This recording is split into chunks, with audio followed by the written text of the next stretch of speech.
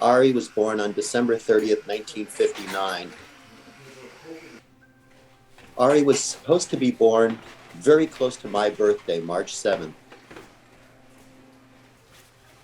But he was born a little over 2 months premature.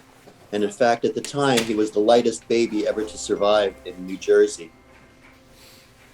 He weighed 1 pound, 14 ounces when he was born in 1959, at a time when babies that weight did not survive, period. At the time, the hospital told my parents not to give Ari a name because he would not live. And he was in an incubator for 30 days. And after about a week or maybe 10 days, they told my parents that it looked like there was a reasonable chance he was going to live. They had no idea what condition he would be in, but they could go ahead and give him a name. So they gave him the name of Ariel, which is Hebrew for lion, because he had fought so much to stay alive. I think they suspected right then, when he was born, that there were going to be problems, but they had no idea if there were going to be physical problems or, mental problems. They just hadn't dealt with people who had been born that premature and survived. There just weren't enough of them to know what the possibilities would be.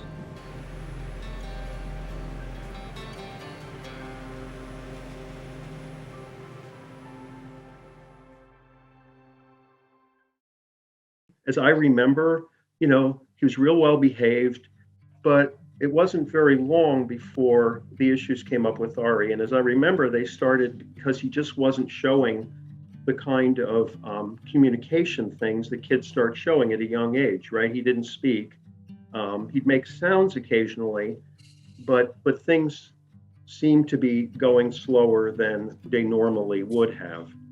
But it was a very long time before anyone was able to figure out what the issues were. Autism was nothing like as understood in the 60s as it is now. When he was maybe 6 years old, 7 years old, and my parents were told that the best place in the country for children like Ari was a residential home in New Jersey. The experts said, this is the one place where he will learn to talk.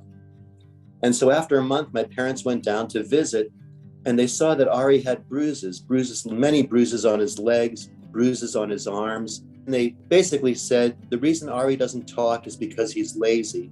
And kids like this, you have to hit them to get them to talk. And my parents agonized over this because they said, we can't allow this to happen.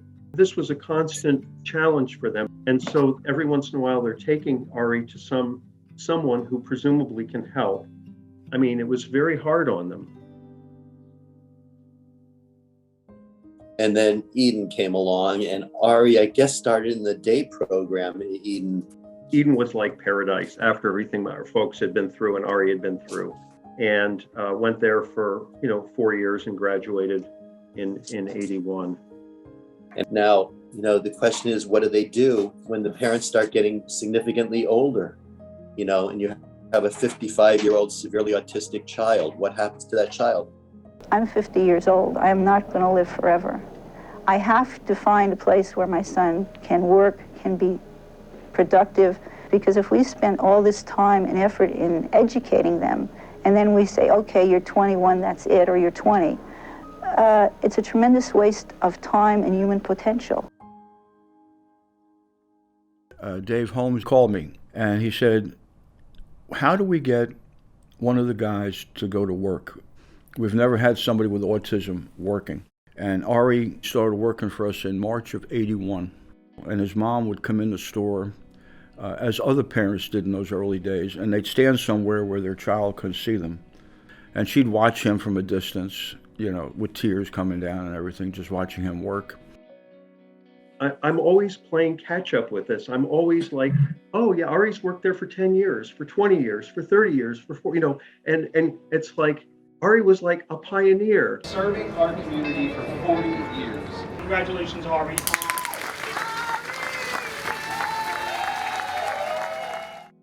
Dave Holmes told my parents that there would always be a place at Eden for Ari. It was a great relief for them, especially because shortly thereafter, my mom developed cancer and died pretty young. And sure enough, Eden was there to take Ari and give him a life. I don't know how Eden gets the caliber of people that they have to work and live in these homes. All of his needs are met.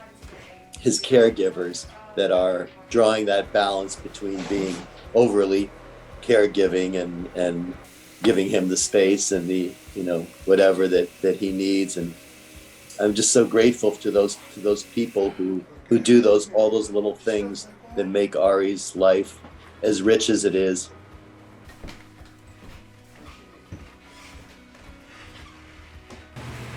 If Ari will be the first one to work and then retire, I don't know what's in place, but I know that whatever it is, I'm going to feel comfortable with it. Eden was always there at the right time for the schooling, right time for work, right time for housing, everything, our family needed and Ari needed. The timing was perfect. I think that emotionally, on some level, he would understand that Eden is just the best possible place for him. Eden's a lifesaver, and Eden was just a wonderful concept and a vision that I don't think we would have believed 50 years ago was even possible.